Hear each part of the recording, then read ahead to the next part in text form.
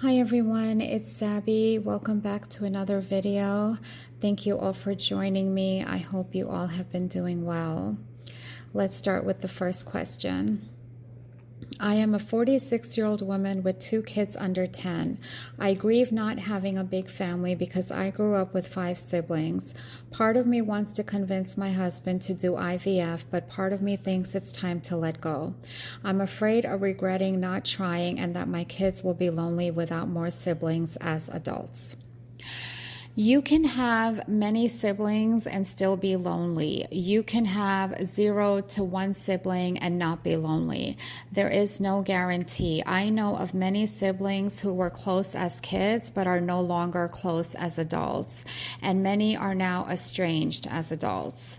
I know of people who have no siblings yet have many friends and live a fulfilling life. Don't worry about your kids. They will have each other. They will have friends. They will have spouses. And they will have kids of their own, God willing. We've been married for 10 years. He's a good man, loving father, great provider, would never cheat, but he's an emotionally neglectful husband. I've come to terms with the fact that he is most likely not capable of being vulnerable or communicating with me on an intimate level. When we have disagreements or conflict, all he wants to do is escape the situation. He would rather, quote unquote, let things go or sweep them under the rug instead of actually working through issues. Somehow always turning me into the bad guy for simply needing to communicate about hard things sometimes.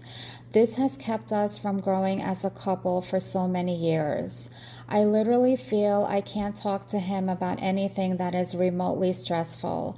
I can't bring up goals I want us to achieve or changes we could make to improve our relationship and our life. He's what they call a dismissive avoidant, and I've reached a breaking point. I love him, I do. Should I just accept it? This is the way he is and never truly feel fulfilled in our marriage or life, or leave? As humans, we all need emotional support, especially from our spouses. Emotional support is extremely crucial in a marriage. I would talk to him and suggest marriage counseling, and if he rejects the idea and doesn't put in any effort to be emotionally supportive, then I personally would leave him. Emotional neglect is very painful, especially for women. I'm going to paraphrase the next question. It's not a question, but the lady is looking for a response. The husband works full-time and the wife is a stay-at-home mom of 2 toddlers. The husband takes out the trash, the kitty litter box, and sweeps up litter the day he takes out the trash. He says he shouldn't have to do anything since he brings home the paycheck. Being a stay-at-home mom of 1 child is extremely demanding physically and mentally, let alone 2 or more children. I understand working a full-time job obviously takes effort and can also be demanding, but for moms, we rarely get breaks and our job is around the clock, especially when we have young children. So the husband should help out occasionally, especially if the wife is overwhelmed by her parenting and household responsibilities. Presents for a man for the first date. We have been talking for a long time and we are both into fishing. I was at one store and I saw a stuffed fish, his favorite, and I bought it. He was away and he's on his way to the city where we live. He arrives in the morning and he wants us to have a date in the afternoon the same day. I was thinking of giving it to him. Would it be too much? That is very sweet and thoughtful of you, but I do think it would be too much for a first date. I would see how the first date goes, and if you guys go out again, I would give it to him probably around the 3rd or 4th date. Am I wrong for thanking a married man for his kindness in the past? Why did he leave my message unread? Was I wrong to go off? I'll never forget being a teen at camp, and this guy who was also a teen there was always kind to me. He called me pretty. He changed the page of my book when I was lost. He paid attention when no one else listened. He was just a kind person, especially when I was a loner. And his mom talked about carpooling.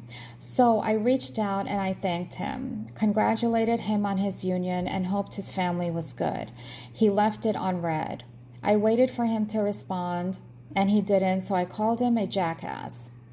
Then he responded with, "Camp?" I said, "Yes, your kindness was impactful." He left it on red. So I told him he was playing on my top, and that's not good for either of us. Where else would I know you from? The circus? I just went off, then blocked him. While it wasn't the best decision to contact a married man, it was okay to thank him, but the fact that you felt he was obligated to respond to you is just too much. You should have respected that instead of calling him a jackass, which was really over the top.